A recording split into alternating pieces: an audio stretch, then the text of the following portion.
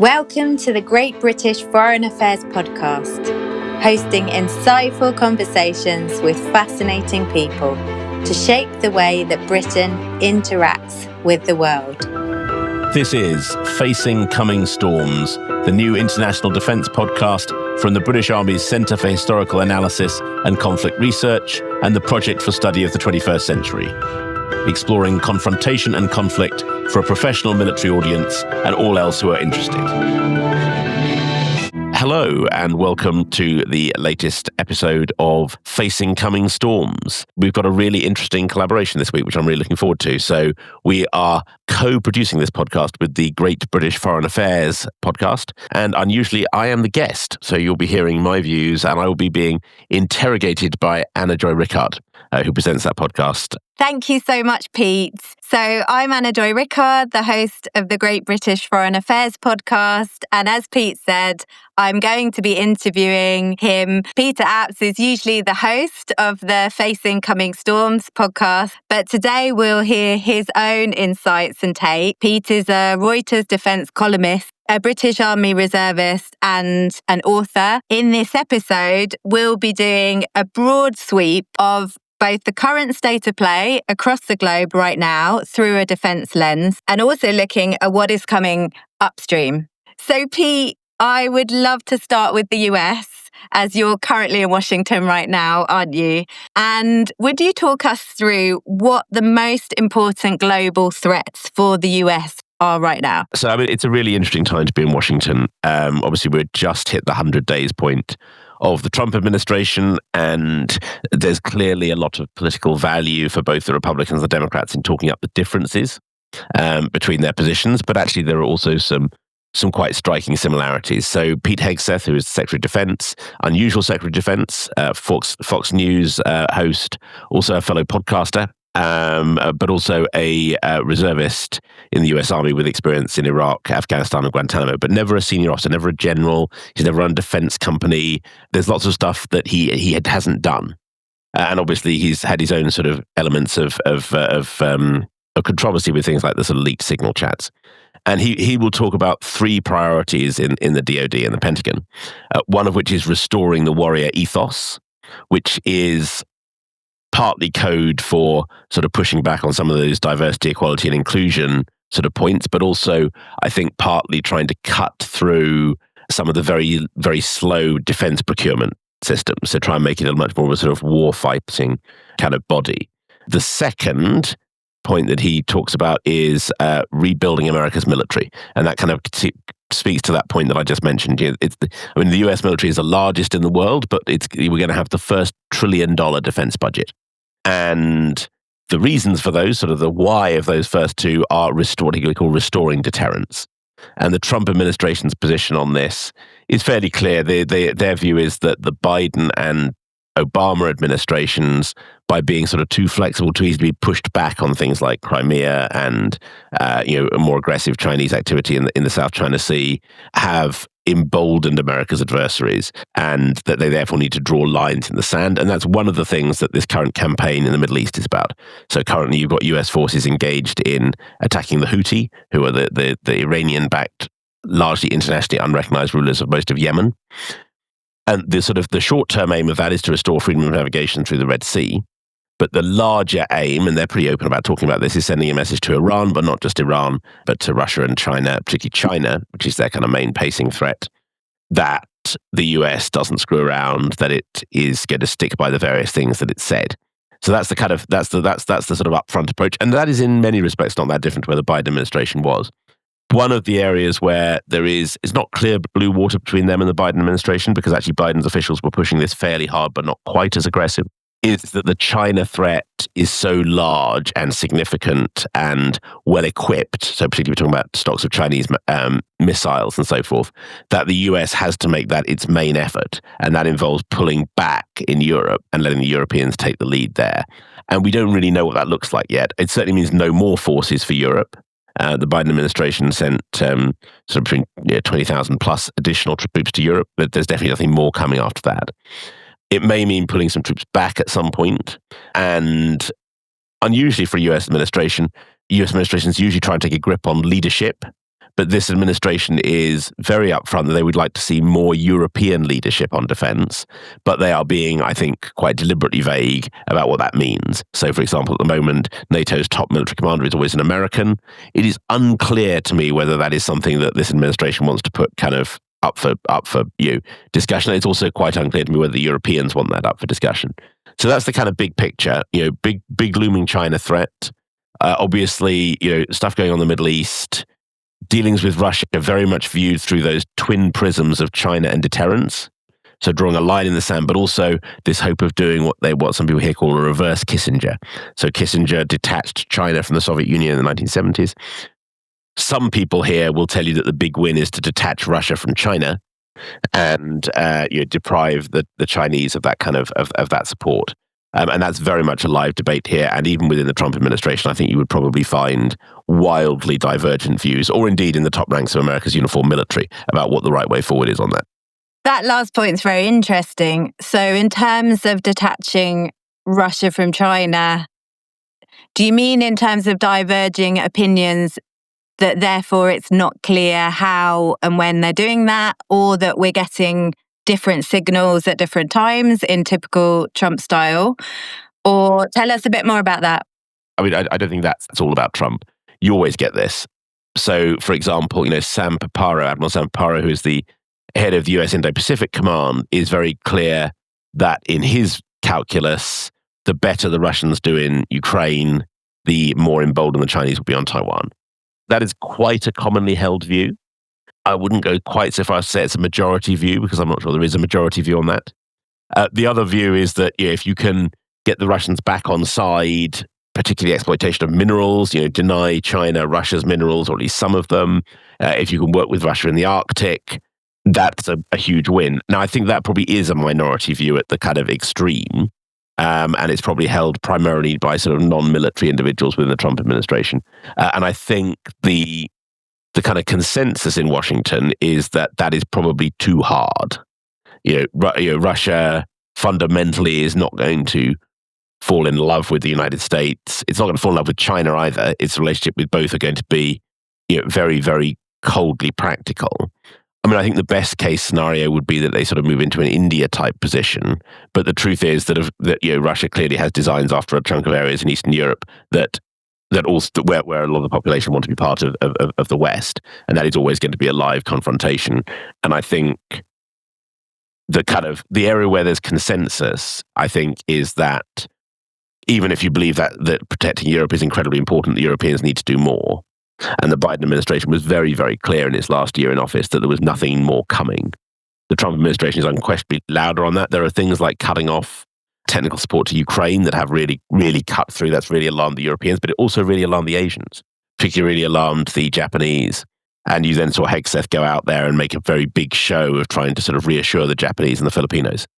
So, there's as always in an administration, there are several sort of moving pieces. Yeah. Can we just place this alongside what's happening in trade? Because it's interesting in terms of our conversations, isn't it? That the last time we were talking, the trade wars, maybe they were in the background or perceived as upstream, but they weren't the driving force. And yet right now, of course, that's the main way that many people are looking at the alliances. So how does it sit, the trade alliances and the defense alliances alongside each other? So I would say there are sort of three pillars. There's the trade side, there's maybe four pillars actually. The defense side, there's the territorial side, so that's Trump's sort of noises about taking control of Greenland and maybe wanting Canada, which is actually really important for relations with, say, the European Union, which is quietly preparing for a face-off over Greenland. It's obviously hugely important with Canada. We just had the Canadian election.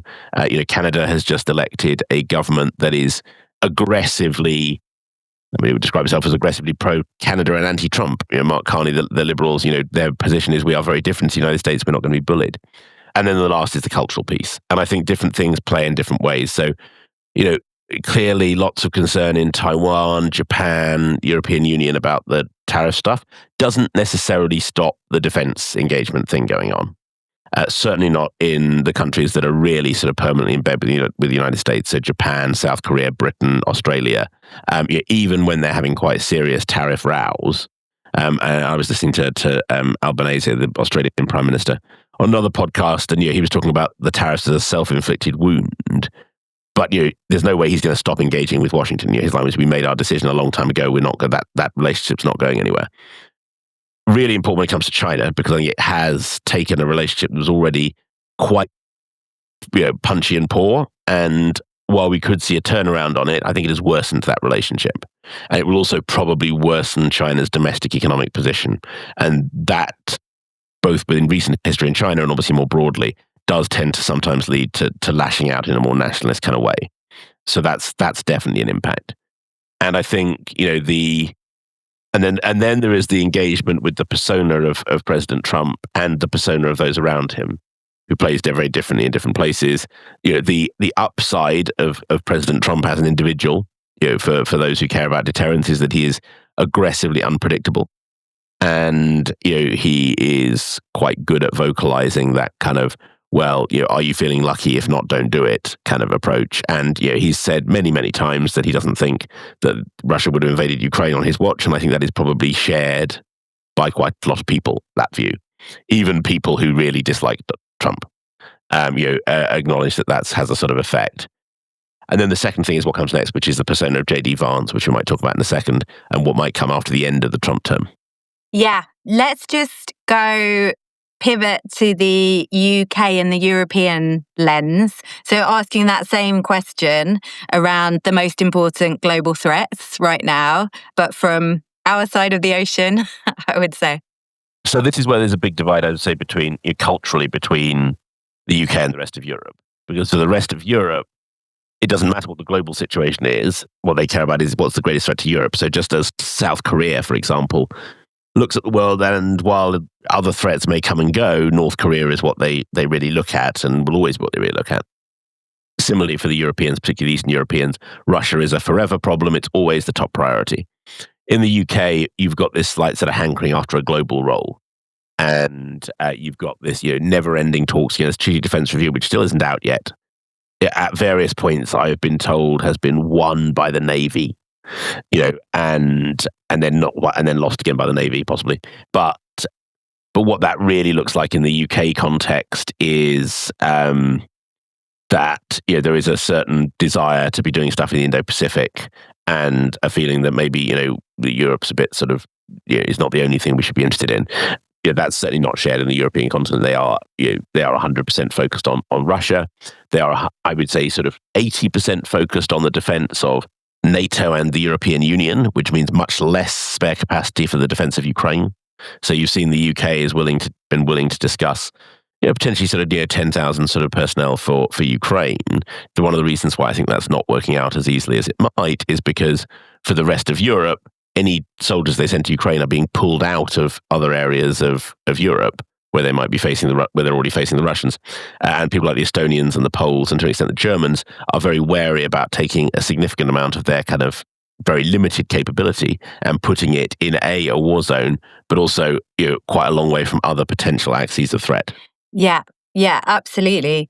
And so we've already touched there on the impact of Trump on alliances. You were about to say something about Vance, and I wanted to just unpick that a bit more, because there's a lot, isn't there? Yeah, so I mean, I think there's we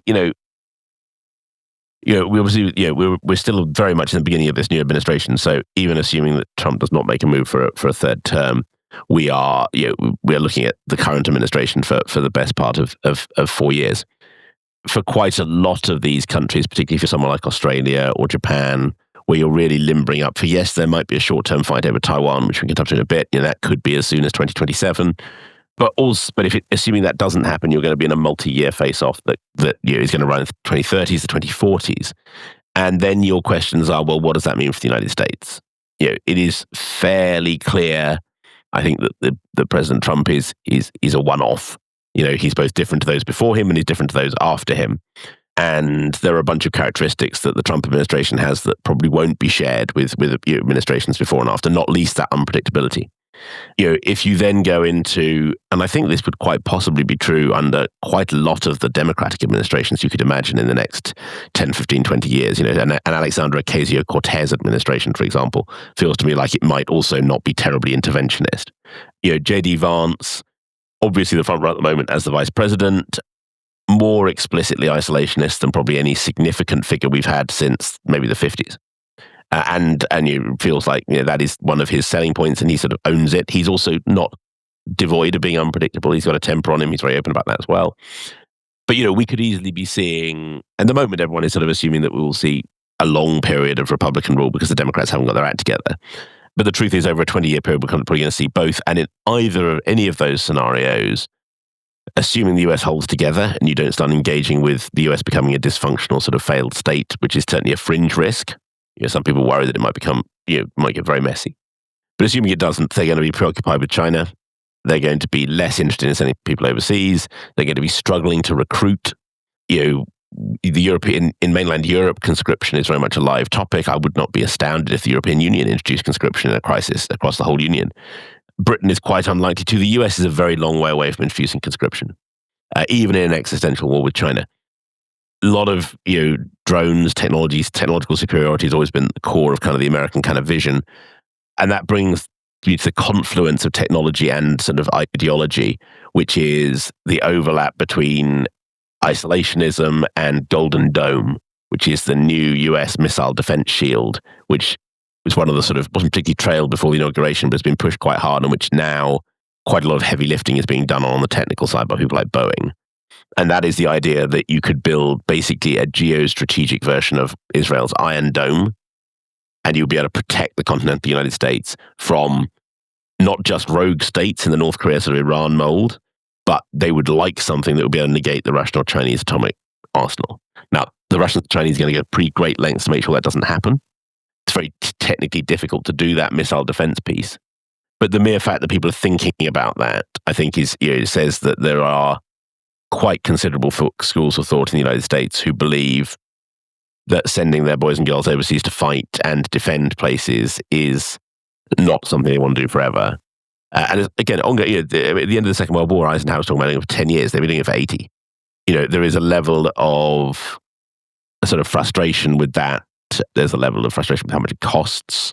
And there is this sort of feeling that European allies in particular have built welfare states on the back of American military muscle. The reason Europe can afford to be the way it is because it hasn't had to pay for its own defense. And I think that is a really kind of what that plays out in the medium term. And then the last point, which is where it comes down to kit again, we've now demonstrated that the US, which has spent 80 years, particularly the Biden administration, integrating its allies into its technologically advanced military, actually showing that it can turn that off when it wants to put pressure on for a peace deal or something. And if you're the Europeans, that means you buy a lot more European. If you're the Japanese, you think about it very hard, buy some European, and then conclude that you probably are still stuck with the Americans. I think the Brits will probably decide that we are broadly and as on the American side regardless. But I also think quite a lot of big countries will. And you see this with India. India has just bought a bunch of French fighters for their aircraft carrier. They do not want to be, if they have to go toe to toe with somebody else, they don't want the Americans to be able to turn them off. And therefore they will do a variety of deals with the Russians, the Americans, and particularly people like the French to make sure that they have a degree of sovereign capability. Yeah. It's incredible to think we're only 100 days in, isn't it?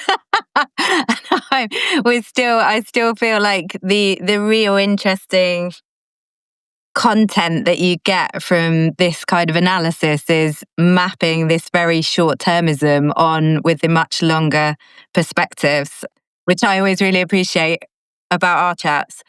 I think the first 100 days are really interesting. If you look at the first 100 days of the Biden administration, lots of things they did, but by the end of that, Russia had mobilized 120,000 troops on the border with Ukraine. So, if you want to ask me what period I think I'm most concerned about, I'm most concerned about the first 4 months of 2029. So that is going to be a new president, and I would be quite surprised if the Russians and Chinese did not attempt to test that new president, regardless of who he or she might be. And actually, with hindsight, a lot of stuff that you would write now about the Biden administration, you could have written 100 days in, but not 10 days in. And I think that is probably true of this Trump administration. I think it's probably true of the first Trump administration. I think it's probably true of the Obama administration. It's not true of the George W. Bush one because 9/11 changed everything. But by and large, unless you have an event that changes everything, those first 3 months are pretty critical. Yeah.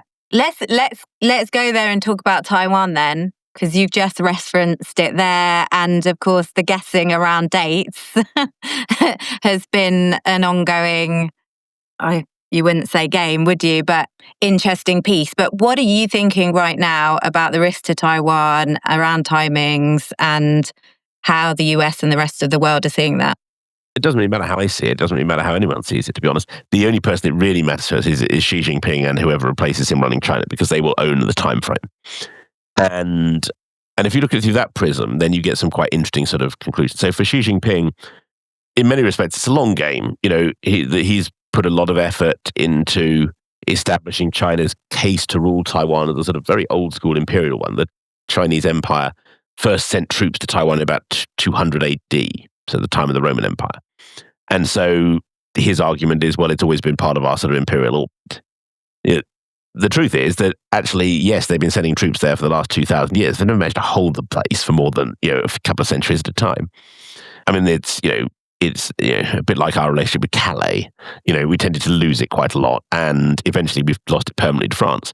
And in the opinion of most, I think, Taiwanese people, the PRC, the People's Republic of China, has now, or should, in a fair world, have now permanently lost Taiwan to the forces of democracy, free markets, and the sort of US-led West. Now, obviously, Taiwan is not a country in its own right. It's not internationally recognized. Xi Jinping has made it very clear that he wants reunification, definitely by 2049, the 100th anniversary of the establishment of the People's Republic. But it looks like, and the Americans have briefed this repeatedly, he's told his military to be ready to reunify by force by 2027. And that is what the Americans call the pacing challenge.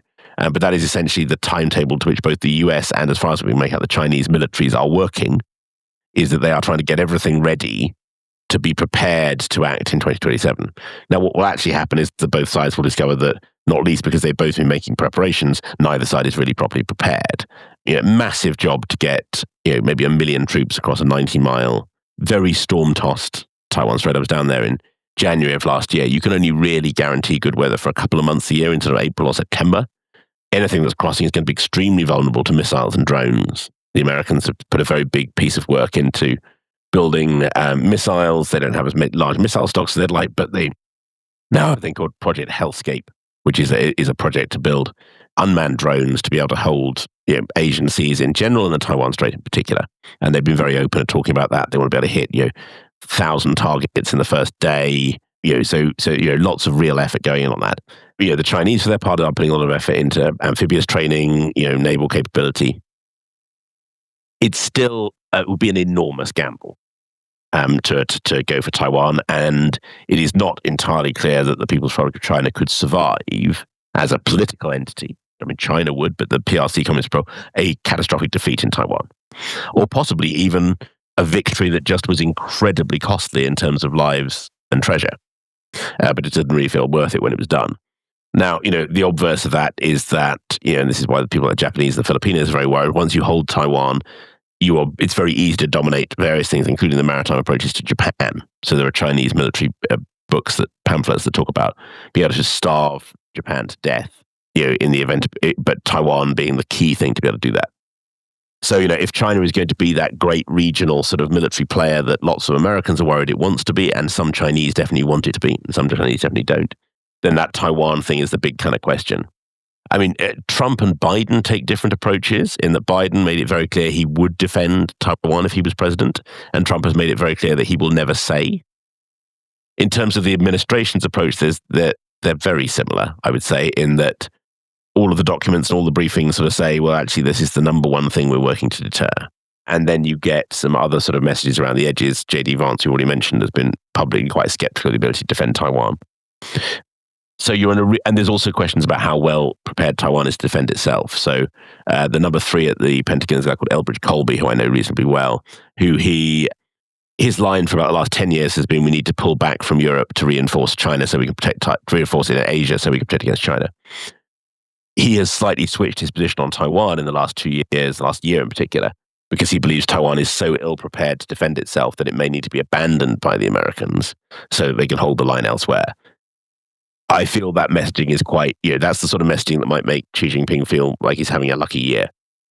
I think once you start to do what we did with Ukraine in 2022 and go, oh, actually, we're not sworn to defend these people, so we'll let you take the country. Before you know it, as we found in the 1930s, you end up in a very messy place.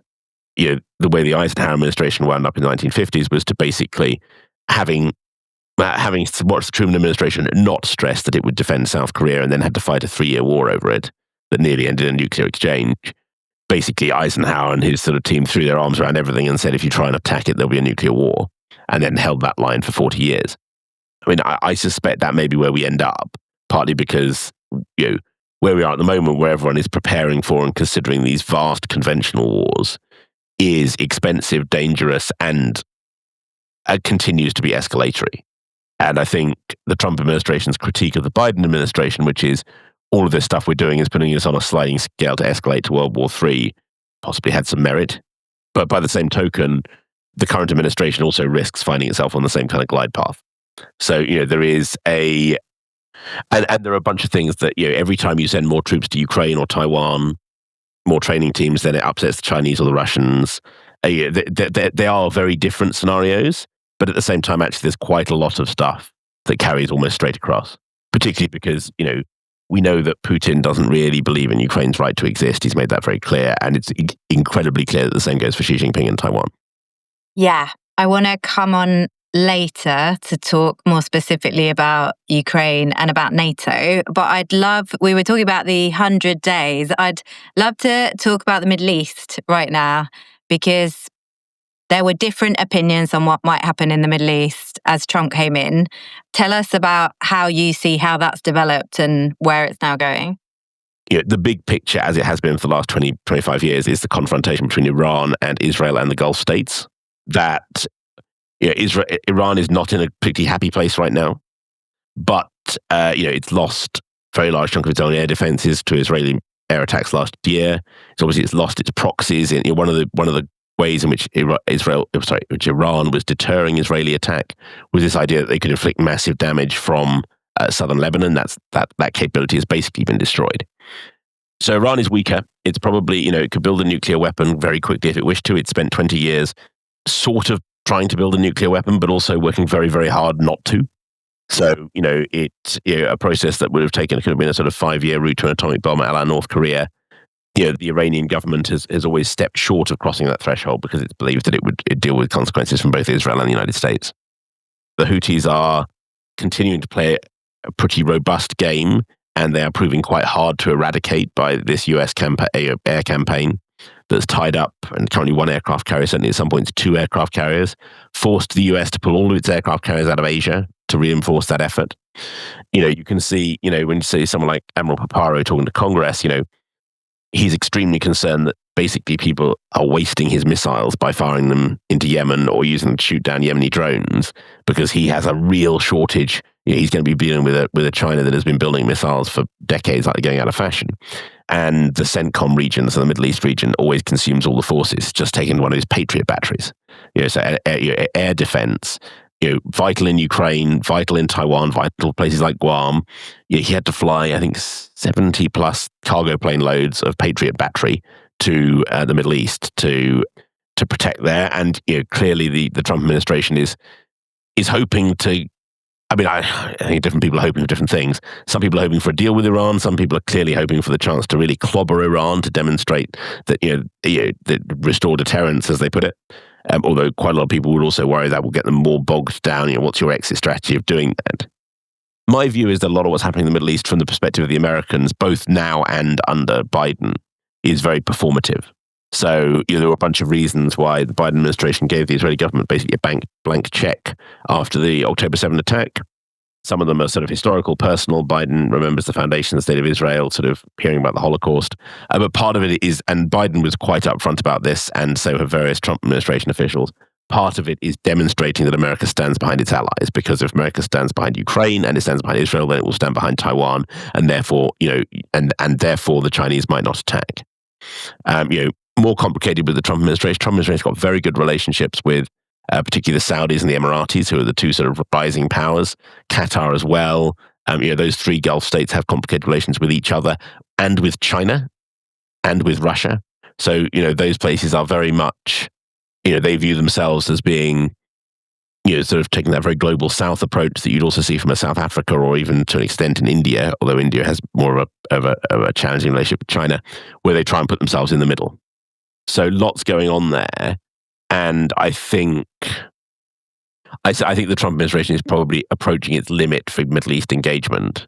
So I think it is probably going to be very wary of more military forces. I feel like the mood music is moving away from an Iran strike and towards, ironically, something that is, the hawks in the administration will tell you it needs to be Libya or nothing.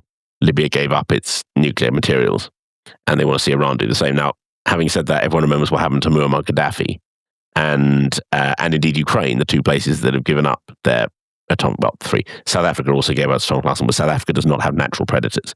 South Africa is by far the most powerful military nation in 2,000 miles across the African continent, maybe a bit more. But for someone like Ukraine, or Iran, nuclear weaponry is regarded as being the sort of guarantor of national existence, and the Iranians are probably quite happy sitting where they are. 2 weeks or so of having a nuclear bomb, which is also whispered incredibly quietly, probably where, Poland and Japan and South Korea are, maybe even Australia, if they start getting a bit nervous, where they've given some thought to what, if they're on a dark night, they could build it. Certainly, South Korea would probably be that close to a nuclear breakout, and they've been talking about that for a while. Saudi Arabia would probably sort of follow suit quite quickly if Iran developed a nuclear device. So I don't think, so I think there is probably a deal to be done, but there is also a strong Russian and Chinese interest in keeping this going. The Russians and Chinese are very happy watching what's going on in the Red Sea. So, it's a complicated region, but I think rather than being the center of the world as it was, particularly during the 9/11 era, where you listen to the president's daily briefing was all Middle East all the time, I think now when the Americans and to an extent even the Europeans think of the Middle East, they think, what does this mean for Russia? What does this mean for China? Yeah, I want to take a minute just to say to podcast listeners that if they didn't know, Pete actually sends out his regular column that he writes for Reuters in a newsletter. And I'd highly recommend signing up for that if you're not already, because it really is one of the emails that I always open. I see it, I open it, I absorb it, and inevitably it does become part of a next conversation I'm having on foreign affairs or defense, because it's very insightful, astute, and up to date.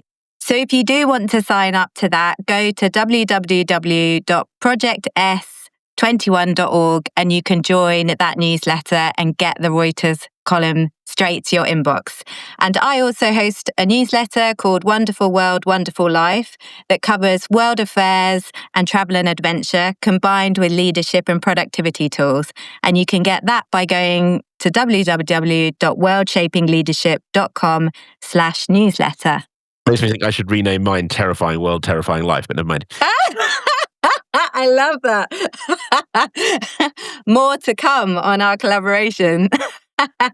Pete, we've already touched a little bit about technology, but I'm always struck whenever we are talking about Taiwan and timings. This is what makes this era of history so interesting, almost, and perhaps terrifying, depending on how you're looking at it, is that even a year or so difference of timing in different conflicts or alliances or leaders coming in and out actually could make a huge difference because of how quickly we're seeing technology advance. Could you talk us through a little bit more about how you're seeing the defense landscape change because of changing technology? So, I think it's been really interesting because every year someone discovers something new and therefore decides that whatever they thought before doesn't count. And actually, of course, it's all cumulative. So before the Ukraine war, everyone was convinced it was going to be about high tech and AI. And then someone went, oh, actually, it's all about artillery, shells and tanks. And then, of course, the drones took off in Ukraine. It's kind of, oh, actually, now it's about artillery, shells, tanks and drones. And now it's about artillery, shells, tanks, drones and artificial intelligence. And actually what Ukraine has shown us repeatedly is that all of that is true. But actually, the deciding factor that often decides which way the front line moves is actually just pure numbers of humans. So, with all of that technology, and the Russians are very good in this space as well, it's actually sending soldiers to go and kill other soldiers in trenches. And if you run out of soldiers, then you're in trouble. So that human piece is important. But on the tech side, we're obviously just hitting an inflection point for not just AI, but what they call edge computing, processing, ultra small microchips capable of ultra interesting things and doing a lot of, and that means that we're moving into a space where unmanned drones can make their own decisions a lot more. That's really important. Where everyone's got an AI sort of personal assistant on their phone. Now, a very large number of those chips come out of Taiwan and the Taiwan Semiconductor Manufacturing Corporation, which is just starting to open some factories in the US and Germany. And that's very controversial on Taiwan because they view their sort of silicon shield, their importance to the global tech world, as being one of their sort of guarantors of international support. Even the Chinese, until very recently, were dependent on Taiwan for their high-tech chips. So literally everyone's a very limited number of factories, very small location. This is the sort of thing that that lots of people who brought to the world really, really look at. We're also in this world of most of the weapon systems used in Ukraine have not been autonomous. They've been piloted drones. But what you're getting is increasing amounts of machine learning and AI being used to generate targets, both by the Americans for the Ukrainians, by the Ukrainians themselves, firms like Palantir. And then you've got Anduril, which is probably the most interesting firm of all, founded by the guy who invented Oculus Rift. So Palmer Luckey, who sold his VR firm to Facebook for possibly as much as several $1 billion. And then founded an autonomous weapons business, which is now growing very fast. They're just building the largest weapons factory, I think, in US history in Ohio, called Arsenal One, started building that in January. And that is designed to build, and there are other companies doing this as well, drones either on the ground or flying or at sea that are capable of stopping large chunks of conventional military force from moving forward, particularly ships and people and tanks. So what that really means is that if you get this right, and this is already largely the case in the Black Sea, where the Russian Navy has had to largely flee, unmanned vehicles dominate the Black Sea. The American and the Taiwanese goal is to have enough unmanned vehicles to stop the Chinese getting across the Taiwan Strait. Anyone ever wants to blackmail Britain, their objective would use unmanned systems to choke off our maritime supply lanes for things like energy and so forth. So we're now really hitting that inflection point. And I would say, at the moment we're not quite there, but you're literally seeing the world's biggest tech firms line up in Poland each year with a bunch of AI drones trying to do target recognition on tanks, and each year it gets substantially better. Everyone is hoping really that this will get us out of this nightmare that we've been in since Christmas 1914, where it turns out that actually it just comes down to taking all your young men and not so young men and putting them in a trench. To be fair, every previous technology designed to break out of that has yielded only mixed success. And, it is quite striking how wars that look like how wars still don't look so terribly different to the First War or even the American Civil War, despite the fact you've now got AI drones flying around all over the place. Not least because the enemy gets a vote, and the enemy these days probably also gets a drone, and the enemy also gets to reverse engineer whatever thing you just dropped on them. So, in Ukraine, you're seeing iterations of technology on about a 6-week basis. And again, particularly given you mentioned the trade war, but also the market shocks we've had in the venture capital space, there's now more money coming in here, quite a lot more money. Rheinmetall's shares, biggest German arms manufacturer, twice the value they were a year ago. Hanwha, the big South Korean aerospace firm that also builds tanks, watched its share price more than double in the first 3 months of this year. So there is money coming into that space now. Arguably almost bubble level money. And that is a big deal. And again, if you're someone like the UK, the UK MOD is talking to firms like Helsing, which is German AI weapons firm, Anduril, which wants to open Arsenal 2 somewhere in the UK. So this is really where your confluence between the British politics that we both experienced here, but point, can I get a factory of my constituency, and that big global piece all come together. It's interesting you talked there about the historical evolution, I guess, of how we fight and some of the similarities. And of course, that's what your book, Deterring Armageddon, a biography of NATO, did, essentially, didn't it? Which has been a huge success in tracing that history, in this case particularly of NATO. Really encourage people to pick that up if they haven't seen it yet. Let's start to come into land looking at that. So you're talking there about Ukraine from a technological point of view. Can you talk to us more about that? But looking really at NATO and the alliance, you wrote that book before Trump. It's obviously a historical view, so it still has a huge amount of relevance. But how are you personally now seeing the NATO alliance and its future? Yeah, I mean, it's sort of, the joke is that it starts to read more like an obituary. So I think it's being more resilient than that. I think it's being more resilient than that for several reasons. I mean, the book is both a history of NATO and a history of how we avoided having a catastrophic Third World War starting in Europe.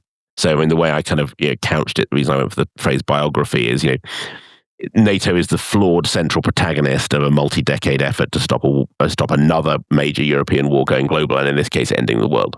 Of course, what that means is that it's actually the child of a bunch of individuals and kind of groups immediately after World War II who had experienced, in most cases, both world wars and were determined to stop it, and who believed that banding together Europe's democracies in a sort of nuclear-armed club where an attack on one was an attack against all would stop that kind of salami tactics move that you'd seen by the Kremlin. And spoiler alert, it worked, which is why we're still here.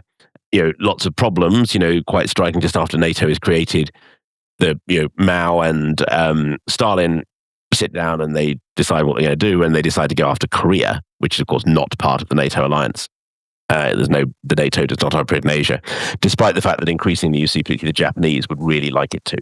The Japanese would really, really like to have either a NATO-type organization in Asia or be part of NATO. They would really feel a lot more comfortable in a world where the Philippines and Australia had the same level of understanding that Estonia, Latvia, Lithuania have.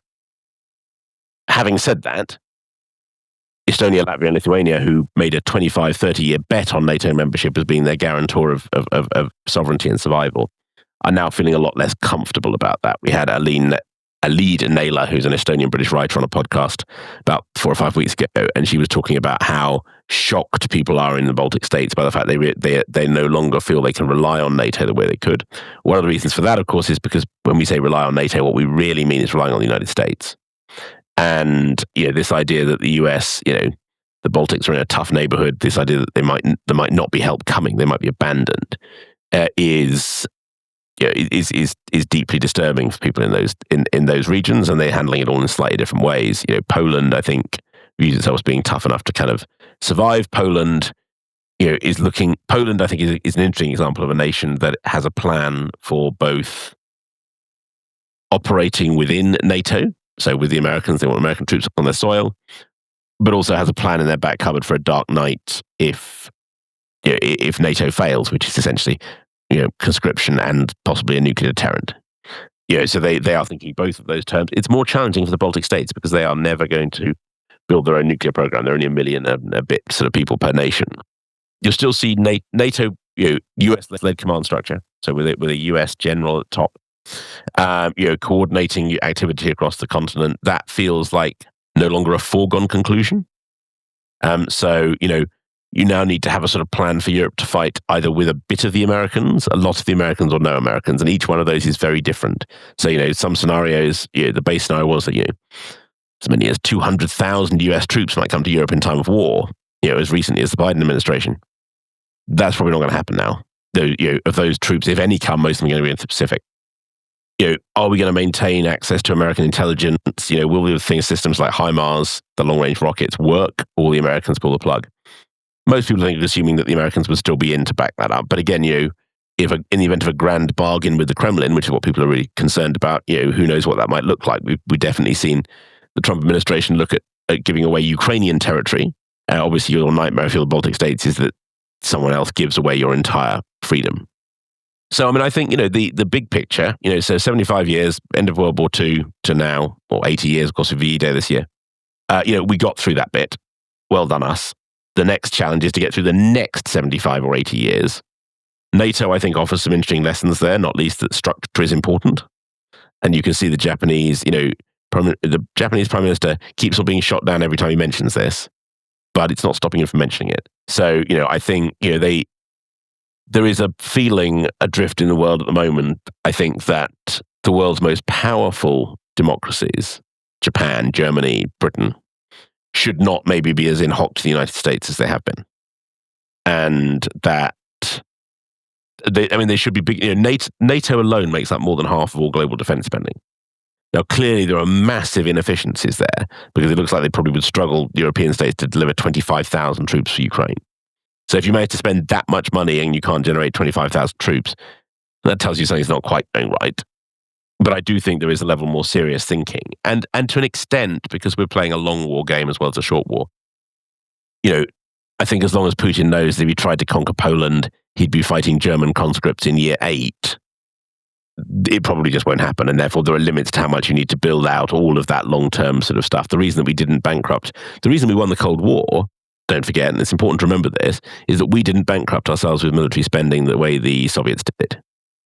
We relied on nuclear weapons, we relied on the free market, and we were able to be much more prosperous than the Soviets. And so there's no point in completely bankrupting Europe to achieve that.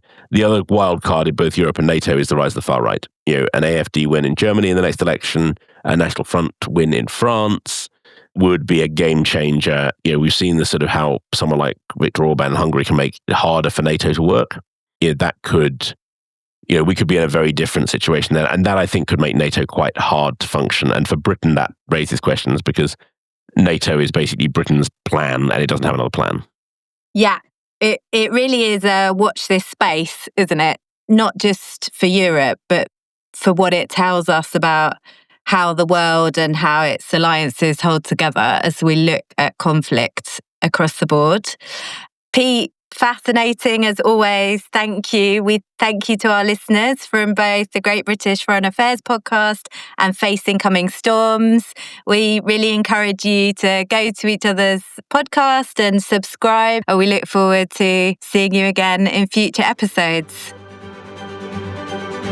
Thank you for listening to the Great British Foreign Affairs podcast, where Britain meets the world. Subscribe today.